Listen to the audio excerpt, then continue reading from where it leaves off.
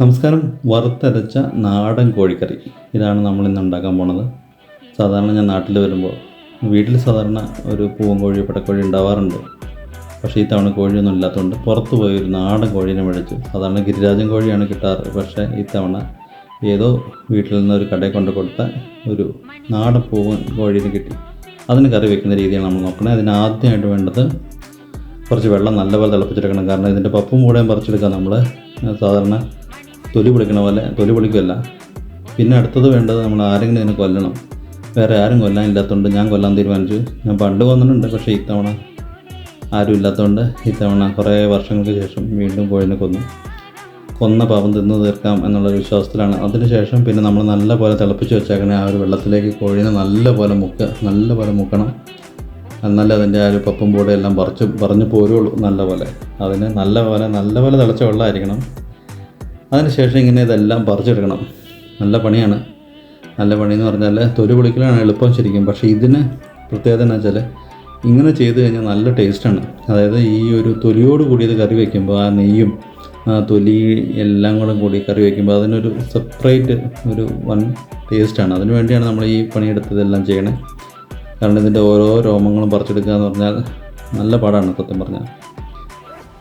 അങ്ങനെ ഇത് ഈ പരുവത്തിലാക്കി കിട്ടും. ഈ പരുവത്തിലായി കിട്ടിക്കഴിഞ്ഞാൽ എന്നാലും നമുക്ക് എല്ലാം ഓരോന്നും പറിച്ചെടുക്കണം. ഇതിന് പാരലായിട്ട് നമുക്ക് കുറച്ച് തേങ്ങ ചിരണ്ടി എടുക്കണം. കാരണം വറുത്തരച്ചുള്ള ചിക്കൻ കറിയാണ്. വറുത്തരച്ചുള്ള ചിക്കൻ കറിക്ക് കുറച്ച് തേങ്ങ എന്തായാലും വേണം. തേങ്ങ വറുത്തരക്കണം. അപ്പോൾ അതാണ് ഒരു പണി ഇതിൻ്റെ ഇടയ്ക്കൂടെ ചെയ്യേണ്ടത്. അതിനുശേഷം പിന്നെ നമ്മൾ എന്ത് ചെയ്യണം, ഈ പരുവത്തിലായി കിട്ടിയ സംഭവം ഇനി ക്ലീൻ ചെയ്ത് നുറുക്കിയെടുക്കണം. സാധാരണ ഒരു വാഴയിലാണ് ഇത് ചെയ്യാറ്. വാഴയില വെട്ടി ആ വാഴയിലേക്കകത്ത് നമ്മൾ ഇതിനെ നുറുക്കിയെടുക്കും. അതായത് അതിന് ക്ലീൻ ചെയ്ത് കുറച്ച് ഭാഗങ്ങളൊക്കെ കളയാനുണ്ടല്ലോ, അതെല്ലാം കളഞ്ഞ ശേഷം ഇത് നമ്മൾ നുറുക്കിയെടുക്കണം. അതാണൊരു ടാസ്ക്.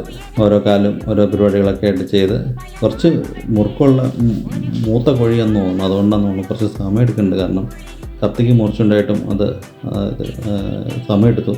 ഈ പരുവത്തിലായി കിട്ടും നമുക്ക്. ഇനി നമുക്ക് കറി വെക്കണം എങ്ങനെയാണെന്ന് നോക്കാം. ആദ്യം വേണ്ട കുറച്ച് വെളിച്ചെണ്ണ ഒഴിക്കണം. ആ വെളിച്ചെണ്ണയിലേക്ക് നമ്മൾ ആദ്യം ഉണ്ടാക്കി വെച്ച അല്ലെങ്കിൽ ആ ഒരു ചിരണ്ടി വെച്ച തേങ്ങ നല്ലപോലെ വറുത്തെടുക്കണം. അതാണ് ഇതിൻ്റെ അകത്ത് ഹൈലൈറ്റ്. ഈ കറിയുടെ ഏറ്റവും വലിയ ഹൈലൈറ്റ് അതാണ്. അപ്പോൾ ഇത് നല്ലപോലെ അതിനകത്തേക്ക് കുറച്ച് നമ്മൾ പെരുംജീരകം ഇട്ട് കൊടുക്കണം. പെരുംജീരകം ഇട്ട് കൊടുത്ത് ഞാൻ ഒരു എക്സ്ട്രാ ഫ്ലേവറാണ്. അത് മാത്രമല്ല കുറച്ച് കറിവേപ്പിലയും കൂടി ഇട്ട് കൊടുത്തിട്ട് നല്ലപോലെ വറുത്തെടുക്കണം.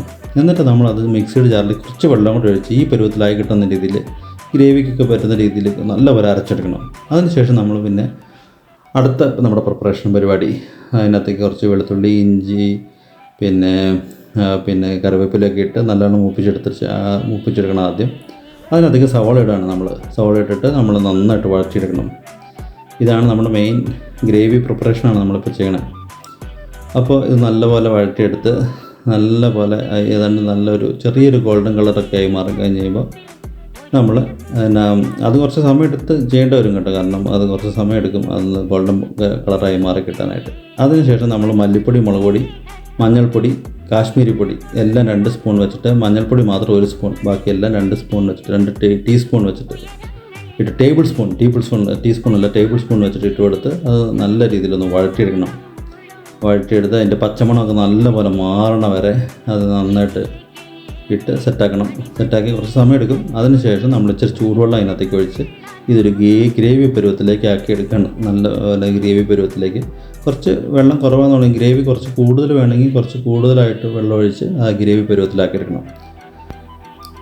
കുറച്ച് തിക്കാവണ വരെ നമുക്ക് വെയിറ്റ് ചെയ്യാം. കുറച്ച് നല്ല രീതിയിൽ തിക്കായി കഴിഞ്ഞ് കഴിയുമ്പോൾ, അല്ലെങ്കിൽ കുറച്ച് ഇതായി കഴിയുമ്പോൾ കുറച്ച് ഉപ്പ് ഇട്ട് കൊടുക്കണം. ഒരു പാകത്തിനുള്ളൊരു ഉപ്പ് കണക്കാക്കി അങ്ങ് ഇട്ട് കൊടുത്തു കഴിഞ്ഞാൽ അതായി. പിന്നെ നമ്മൾ ഈ സമയത്തിനുള്ളിൽ നമ്മൾ കുറച്ച് മഞ്ഞൾപ്പൊടിയും കുറച്ച് കറിവേപ്പിലയും ഇട്ടിട്ട് ഉപ്പ് ഇട്ടിട്ട് നമ്മൾ ചിക്കൻ ഒരു 7-8 വിസിൽ അടിക്കണ വരെ നമ്മളിത് കുക്കറിൽ വെച്ച് വേവിക്കണം. വേവിച്ച ശേഷം നമ്മുടെ ഗ്രേവി ഉണ്ടല്ലോ, ഈ ഗ്രേവിയിലേക്ക് നമ്മൾ എന്ത് ചെയ്യണം, ആ ചിക്കൻ നമ്മൾ വേവിച്ച ചിക്കൻ ഇതിനകത്തേക്ക് നമ്മൾ ഇട്ട് കൊടുക്കും. അതാണ് അടുത്ത പരിപാടി.